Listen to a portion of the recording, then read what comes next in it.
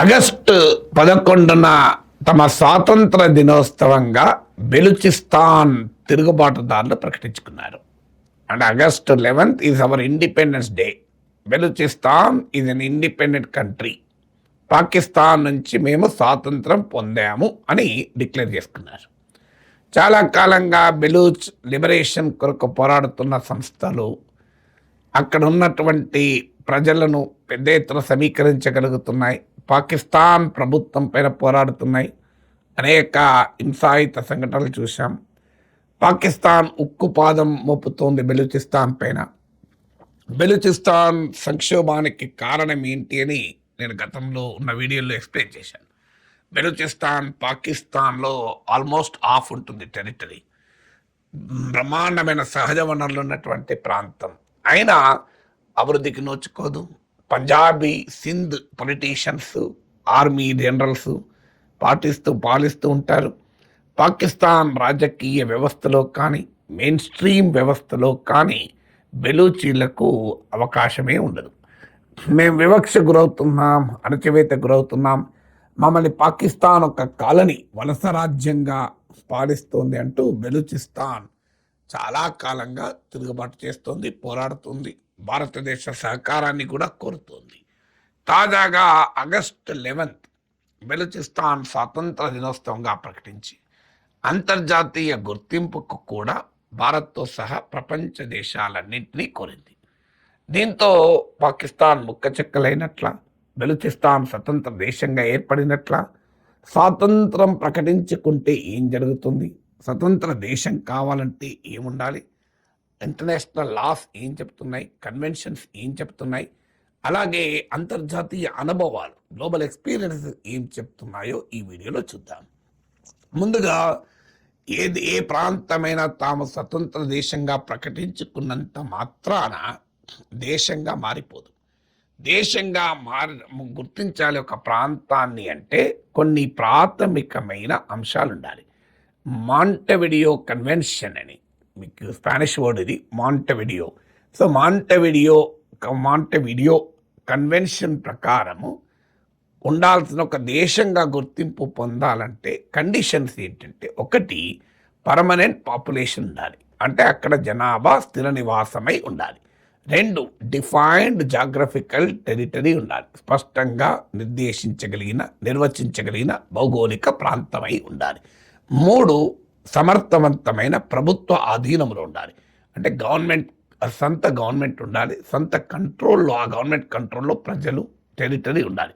4 ఇతర దేశాలతో సంబంధాలను పెట్టుకోగలగాలి.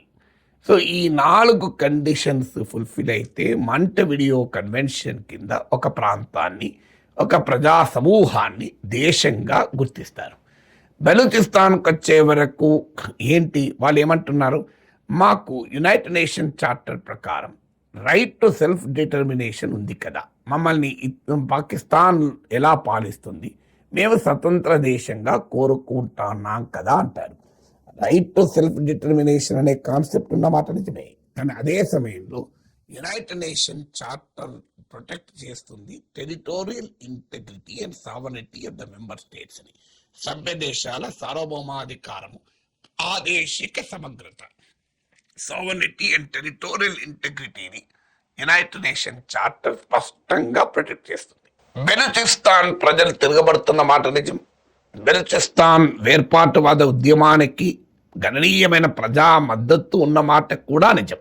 కానీ అదే సమయంలో బెలూచిస్తాన్ను ఇంతవరకు ప్రపంచంలో ఏ దేశము గుర్తించలేదు. No country in the world ఇప్పటి వరకు డిప్లొమాటిక్ రికగ్నిషన్, దౌత్యపరమైన గుర్తింపు ఇవ్వలేదు. అఫ్కోర్స్ బెలూచిస్తాన్ చాలా కాలంగా ఇంటర్నేషనల్ మీడియాలోను, ఇంటర్నేషనల్ సర్కిల్స్లోనూ చర్చగా ఉన్నమాట నిజం, కానీ దేశంగా ఎవరు కూడా గుర్తించరు, ఇంక్లూడింగ్ ఇండియా కూడా. భారత ప్రభుత్వ నరేంద్ర మోడీ ప్రభుత్వ విధానమే కాదు, ఇప్పటి వరకు సక్సెసివ్ ఇండియన్ గవర్నమెంట్ పాలసీ ఏంటంటే బెలూచిస్తాన్ ఈజ్ పార్ట్ ఆఫ్ పాకిస్తాన్గానే గుర్తిస్తాం. అయితే బెలూచిస్తాన్లో మానవ హక్కుల ఉల్లంఘన గురించి, బెలూచిస్తాన్లో ప్రజల అణిచివేత గురించి, పాకిస్తాన్ ప్రభుత్వం అనుసరిస్తున్న వివక్షపూరిత విధానాల గురించి భారత పాలకులు చాలా సందర్భాల్లో మాట్లాడిన ఉదాహరణలు ఉన్నాయి. మీకు గుర్తుండే ఉంటుంది, నరేంద్ర మోడీ ఒకసారి రెడ్ ఫోర్ట్ నుంచి స్వాతంత్ర దినోత్సవ సందేశంలో కూడా బెలూచిస్తాన్ ప్రస్తావించాల్సి వచ్చింది. అయితే ఇప్పటి వరకు అధికారికంగా భారత ప్రభుత్వం కూడా బెలూచిస్తాన్ స్వతంత్ర దేశమని గుర్తించలేదు. పాకిస్తాన్లో అంతర్భాగంగానే భావిస్తున్నారు.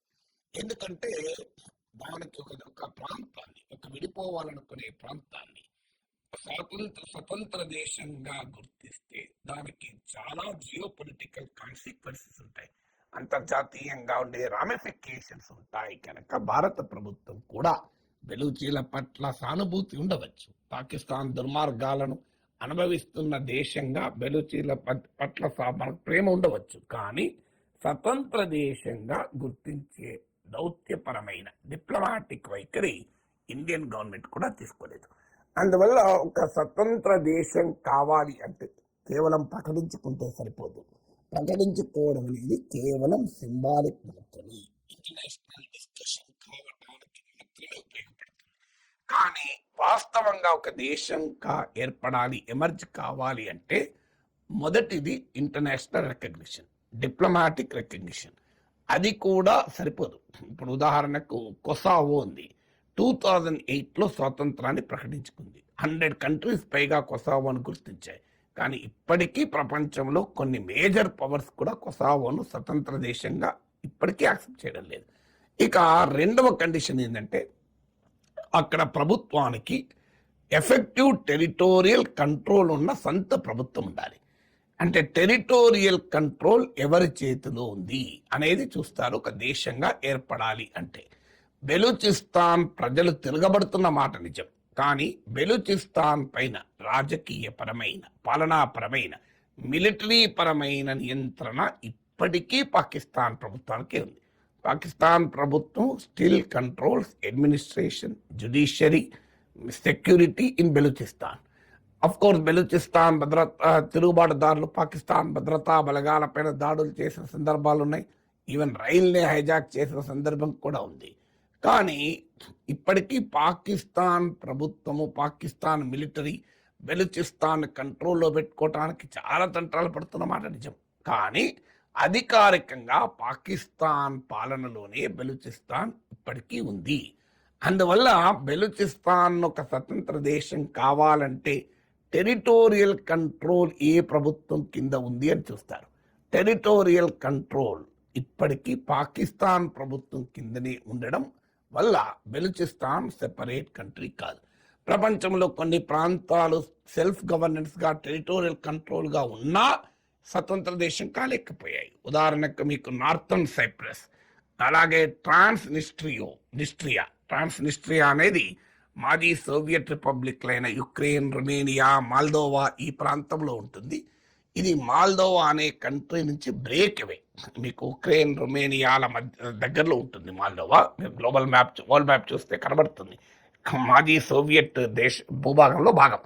సో ఈ మాల్దోవా నుంచి విడిపోయిన ఒక చిన్న స్ట్రిప్ ఆఫ్ ల్యాండ్ ట్రాన్స్నిస్ట్రియా అంటారు. చాలామంది పేరు కూడా వినిండకపోవచ్చు.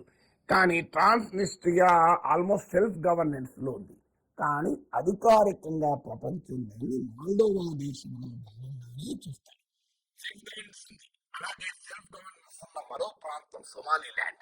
మీరు ఇటీవల ఇజ్రాయెల్ కూడా సోమాలిలాండ్ను స్వతంత్ర దేశంగా గుర్తింపు ప్రకటించింది. ఎందుకంటే అరబ్ దేశాలను చీల్చడం మనకి ఒక లక్ష్యంలో ఇజ్రాయెల్ సోమాలిలాండ్ను స్వతంత్ర దేశంగా గుర్తించింది.